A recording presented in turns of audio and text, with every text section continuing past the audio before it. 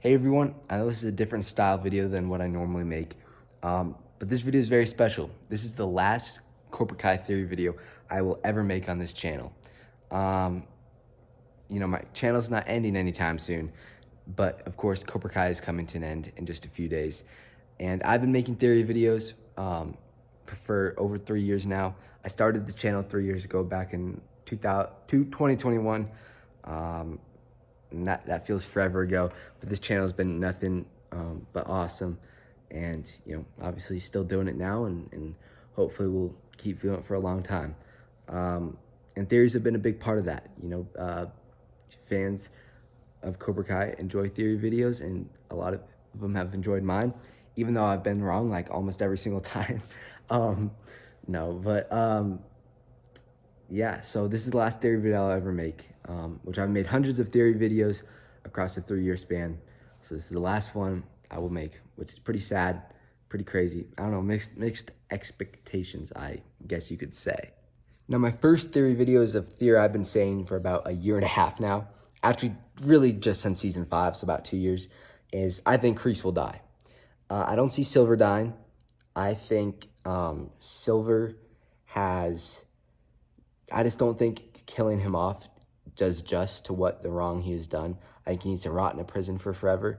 Maybe they can make a way where Silver dies, and it's justifiable. But I think if anyone's going to die, and I think someone will die, I think it'll be Kreese. Kreese has had... I'm not going to be honest. When Part 2 is over, I thought we'd have way more of a redemption arc for Kreese going. Right now, we have a small tad bit of what I could see a redemption arc turning into, but not necessarily having one yet. So I don't know how big of a redemption arc Kreese may have. I do think he will 100% have a redemption arc, but will it be in the way I think? I don't know. But I'll say this. I think Kreese will do some... To redeem his character, I think he will do some sacrificing. He buys, I don't know how it'll look, but I think he'll buy, I think he'll sacrifice himself for Johnny. Maybe Daniel too. Maybe Johnny and Daniel, but definitely Johnny. Maybe he gives him, time to escape. I don't know.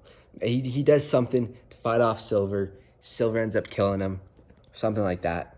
Or maybe, Sensei Wolf, or maybe just somebody. And I think, he does some, sacrifice to help Johnny, to help Daniel. And, that's the end of his arc. Because I remember reading when I first started watching Cobra Kai, the reason Martin co-signed on was to get Kreese a redemption arc. And, of course, Kreese has not had a redemption arc yet. So, I think he's definitely getting one in Part 3, and I think it'll be a sacrifice. I think that's the best way to do it, and to end such a iconic character, because Kreese truly is iconic. He was in... technically all 3 Karate Kids, but, bigger parts in each one than the other. But, I think it'll be a very cool ending to his character if he, sacrificed himself at the end.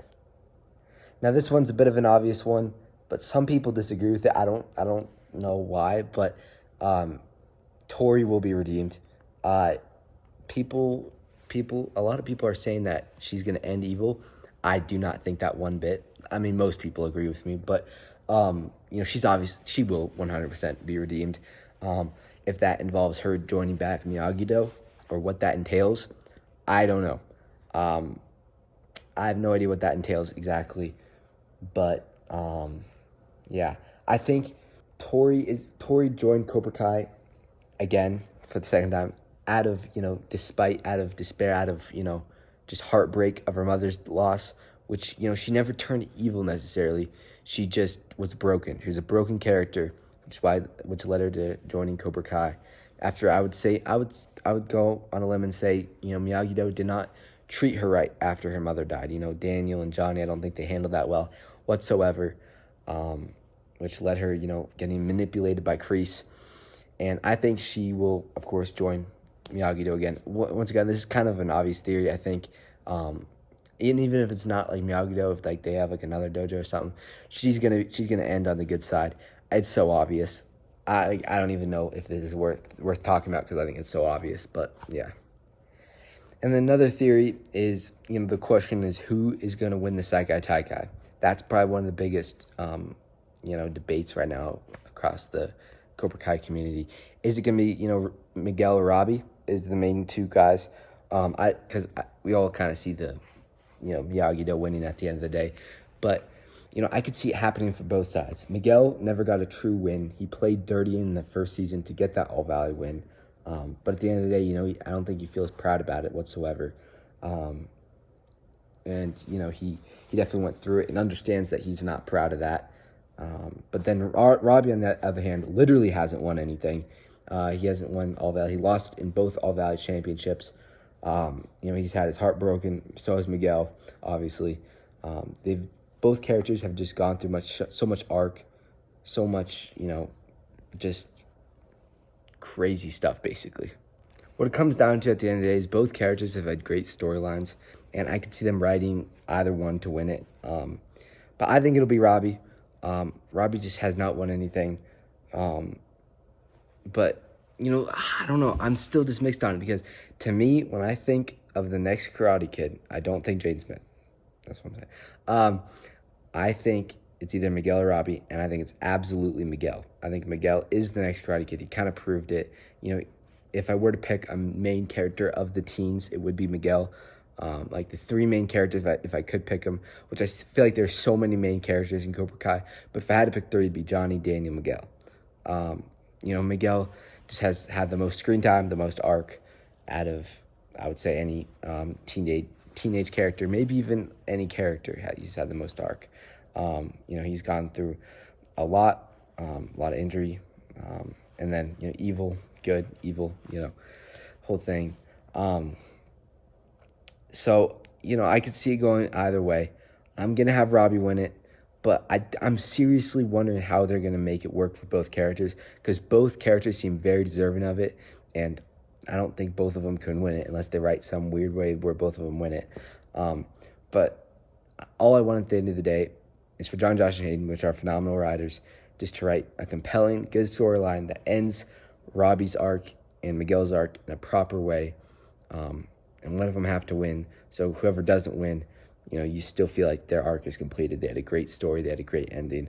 And them not winning was the right answer over, the other person. And that seems very tough to do to me, but if anyone could do it, it's John, Josh, and Hayden. They've been phenomenal writers throughout Cobra Kai. Got full faith in them. Now, another theory is a theory I'm going to actually be shutting down. I don't think Julia Pierce will be in Cobra Kai Season 6, Part 3. I think it's too late. I think it would have been really cool to have Hilary Swank, Oscar winner. The next Karate Kid wasn't that bad. I mean, it wasn't great. It's not it's not a movie I would have picked to watch. And it does not compare to the first three Karate Kids.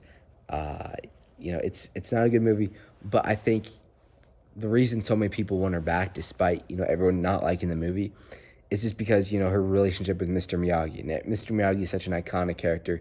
It'd be very cool to see how Daniel and Julie Pierce,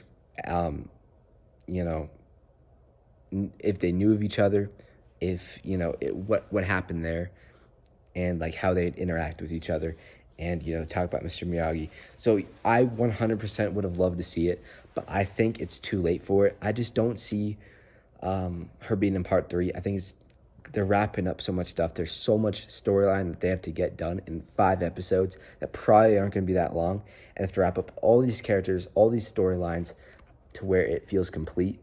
And adding a whole nother Julie Pierce storyline in the mix, unless it helps wrap up another character, I just don't see it. As much as I'd love to see Julie Pierce, I think they just missed the opportunity. I feel like sorry, I might have jumped up, but I think they missed their opportunity. I think if they were to do an opportunity for her to come back, I think it would have to be in Part 1 or Part 2. Primarily Part 1. I started getting concerning once that we had no mention of her in Part 1, but Part 2, we didn't get her either, and that could have been very possible. But, with Part 3, back in the Valley, there's no Sakai Takai in Barcelona, where, there could have been some storyline where she came in, which at the end of the day isn't the biggest deal in the world. I still would have liked to see her come back. I had a lot of theory videos about how she could have been brought in Part 1 or Part 2.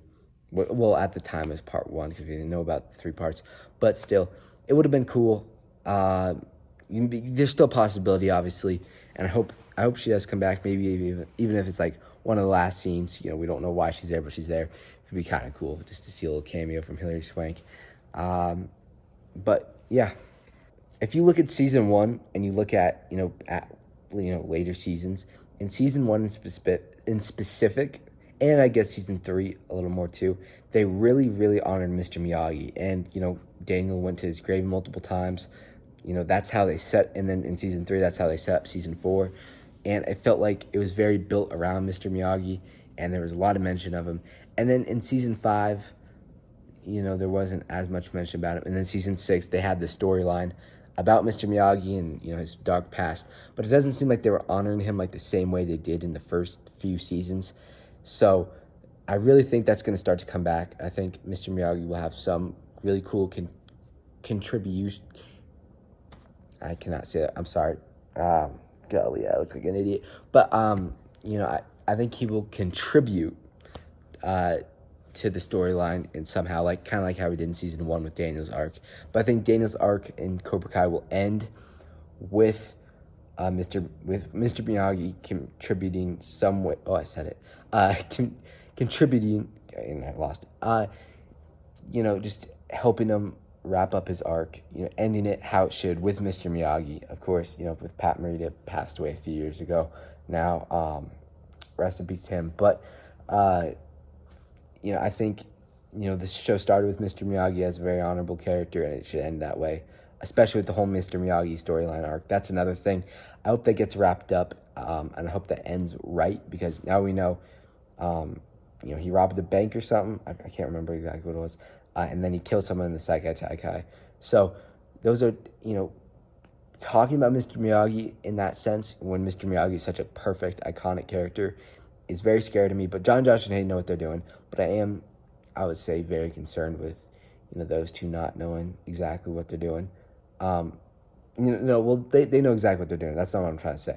What I'm trying to say is that he's just such an iconic character that I just don't think should be messed with at all.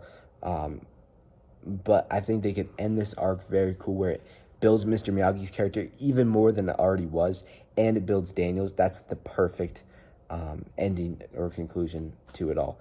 But can it happen? I'm not exactly sure. But I hope it does. I hope Mr. Miyagi ends up as an even better character after this weirder storyline, which I still like it, but it's definitely different. Now, these aren't my last theories for part 3 yet, but this is probably my last theory video. So I truly appreciate the last 3 years of theory videos. You guys have supported me along the entire way. It's been one of my most successful series on the channel. So I really appreciate you guys for this. Making these theories have been so much fun, just to theorize with you guys and then look at the comments and see what you think of the theories, and then how your theories differ from mine. And that's something I always look forward to every time I've posted a video. So, once again, I'm excited to see all that, but it's the last time we're making it. It's sad. But it's not the last theory I'm going to make, because I'm doing a theory live stream on, I don't know when this video will be posted. I may have already done it, but it's on Monday. What is that? I don't know. Monday of the week of Cobra Kai releasing, part 3 releasing. And then, of course, I'm doing the live countdown. That'll be a huge live stream. We have multiple actors, get multiple interviews from a few actors from the show, special guests, and then activities such as, interactive quizzes. We'll have, a lot of people from chat on if they want to.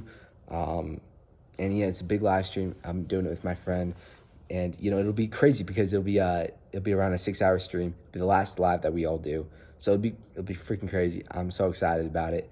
That'll start on February 12th at 9:30 p.m. Eastern time. So stay tuned for that. Click on my live streams on my channel. You'll see it. It's right there, the countdown. Turn on notifications so you'll be notified for that.